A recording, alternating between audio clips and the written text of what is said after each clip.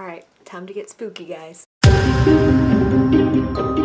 Hey friends, my name is Gabrielle, welcome to FrumiousReads, and I'm wearing my glasses because guess what? My shirt has a pumpkin face with glasses on it, and I wanted to match because it's my favorite season. I absolutely love Halloween time. So I'm really excited that I am participating in a readathon, and this is for the Spooktober challenge, which if you guys haven't already checked out Spooktober, or if you don't know what it is, then make sure you check out all the links in the description below and in the annotations because it's basically an October booktube challenge. They have a bunch of Instagram challenges, they have a bunch of booktube video challenges, and overall it's just so much fun. I love it. I think this is the coolest thing to come on booktube. One of their things that they're doing is for the very last week they are doing a readathon. I will put the dates in the description and on the video so you guys can see there. So here's my TBR for this week. The first challenge is to read the group book, which is The Haunting of Hill House. I'm going to be reading it online, so I unfortunately don't have a physical copy of it. The second challenge is to read a book with your favorite Halloween creature. For that I'm going to be reading Crooked Kingdom by Leah Bardugo. I have no idea if that's how you...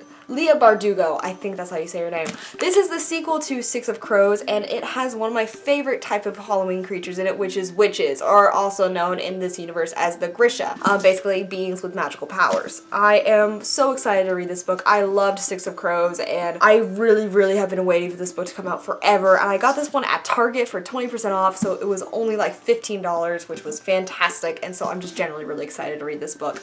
And it's just so gorgeous. Like, I love the red, I love the front cover, how it's this crow that you now see spreading its wings, and oh my god, I'm so excited to read this book. Like, I can't wait. The third challenge of this readathon is to read a book with fall colors on the cover. For that, I'm going to be reading The Silkworm by Robert Galbraith, also known as J.K. Rowling. This is the second book in the Cormoran Strike detective series, and I chose this because I love The Cuckoo's Calling. I love detective mystery novels, and I think this one was very highly rated. A bunch of people told me to read it, and generally anything that J.K. Rowling writes tends to be fantastic. I chose this one because it does have the fall colors. It has like the oranges and yellows and browns in it, and yeah, I got this for $2 at a thrift store, which I was so excited about. This is another book that I've really been wanting to read lately, but I haven't been able to find it, and I don't want to borrow a copy. If I read it, I want to have my own, so I'm really excited to read this one for the third challenge. The fourth challenge is to read a book by an iconic horror author, and for this one I am going to be doing Frankenstein by Mary Shelley. Now,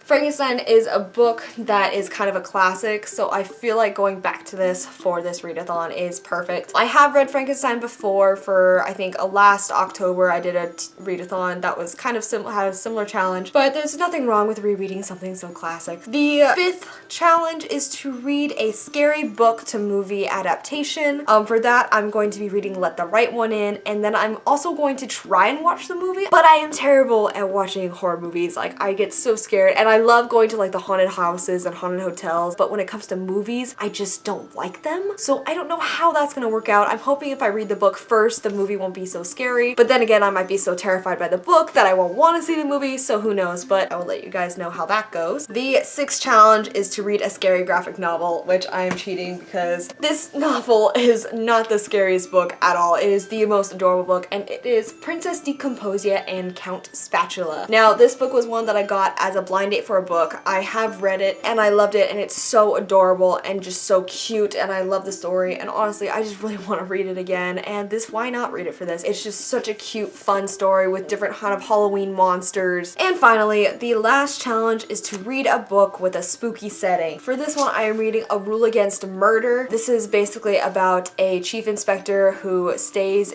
on a romantic getaway in some kind of luxurious isolated manor. Obviously, you know, things go wrong, people die, mysteries happen, and it turns out that the past has come back to haunt them. In my opinion, I feel like the scariest settings are the ones that you would tend to be romantic getaways. So anybody who ever goes on vacation to like a cabin in the woods, or you know, just this isolated area where, you know, you can't reach other people, like, I'm just like, why?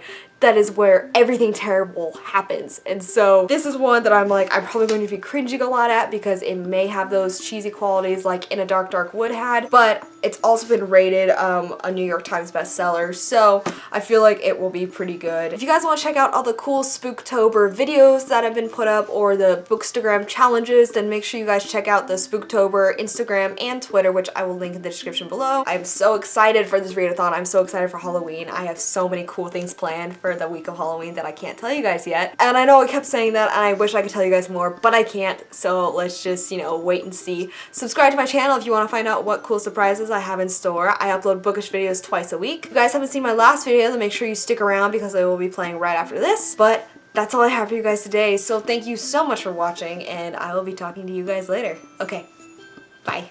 6 Degrees Game of Blogs. Now, this is a different type of book for me to review because it's not just one story.